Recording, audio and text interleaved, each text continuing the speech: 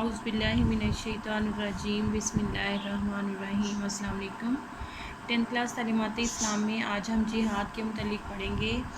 جہاد وہ کوشش اور محنت جو کسی مقصد کے لیے کی جائے۔ اصطلاح میں اس کے معنی محنت اور کوشش کے ہیں جو اللہ کے لیے، اللہ کی راہ میں، اسلام کے لیے، نظام ملت کے لیے یا اس کے استحکام کے لیے کی جائے، خواہ وہ مال سے ہو، جان سے ہو یا کسی اور طریقے سے ہو۔ بعض احادیث میں اپنے نفس سے جہاد کرنے کو جہاد اکبر کہا گیا ہے۔ حضرت ابو امامہ رضی اللہ تعالیٰ عنہ سے روایت ہے کہ ایک شخص نے عرض کیا کہ یا رسول اللہ کو کون سا جہاد افضل ہے؟ آپ صلی اللہ علیہ وآلہ وسلم نے فرمایا، ظالم بادشاہ کے سامنے کلمہ حق کہنا افضل ترین جہاد ہے۔ تو 10th کلاس اب ہم اپنے سبق کی پڑھائی کریں گے اور جہاد کے معنی مفہوم جانیں گے اور ساتھ ساتھ ہمارے سبق کے اس حصے سے مختصر سوالات اور ان کے جوابات بھی دیکھیں گے۔ تو سب سے پہلے ہم اپنے سبق کی پڑھائی کرتے ہیں۔ جہاد عربی زبان کا لفظ ہے۔ اس کا لغوی معنی ہے کسی کام کے لیے کوشش کرنا۔ اصطلاح شریعت میں اللہ کے دین کا بول بالا کرنے اور دشمنان دین کا مقابلہ کرنے کے لیے ہر ممکن کوشش کرنے اور جان و مال کی قربانی دینے کا نام جہاد ہے۔ جہاد کی 3 صورتیں ہیں، ایک دشمنان دین کے مقابلے میں جہاد، دوسرا شیطانی خیالات کے مقابلے میں جہاد اور تیسرا نفس کی غلط خواہشات کو روکنے میں جہاد۔ مطلب یہ نکلا کہ جو چیز بھی اللہ کی راہ پر چلنے سے روکے اس کا پوری قوت سے مقابلہ کرنا جہاد کہلاتا ہے۔ خدا کی راہ میں کفار اور مشرکین سے جنگ کرنا اور جان کی بازی لگا کر اسلام کی سربلندی کے لیے کوشش کرنا جہاد کی آخری منزل ہے۔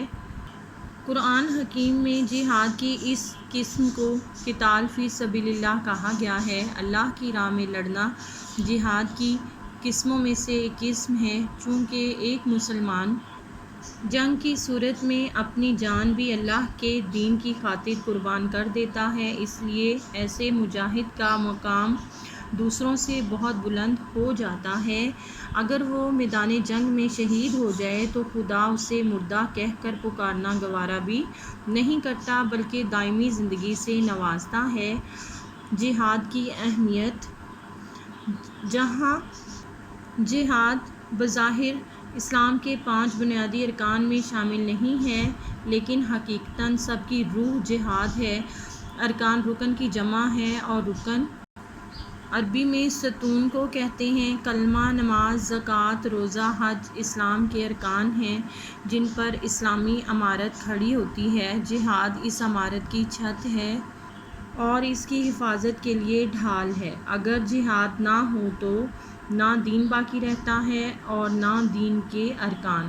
اس لیے جہاں دیگر عبادات کے لیے اوقات اور حدود مقرر ہیں وہاں جہاد کے لیے کوئی خاص وقت یا حد مقرر نہیں ہے۔ پوری زندگی میں اسلام کی سربلندی کی خاطر جان و مال کی قربانی دینا اور طاقت کے مطابق دشمنان دین کے مقابلے کے لیے تیاری کرنا جہاد ہے۔ تو 10th کلاس اب ہم اپنے سبق کے اس حصے سے اس کے مختصر سوالات اور ان کے جوابات دیکھیں گے۔ آج کے سبق سے ہمارا پہلا مختصر سوال ہے، جہاد کس زبان کا لفظ ہے اور جہاد کے لغوی معنی کیا ہیں؟ ہمارے اس سوال کا جواب ہے، جہاد عربی زبان کا لفظ ہے۔ جہاد عربی کا لفظ ہے۔ اس کا لغوی معنی ہے کسی کام کے لیے کوشش کرنا۔ ہمارا دوسرا سوال ہے، اصطلاح شریعت میں جہاد سے کیا مراد ہے؟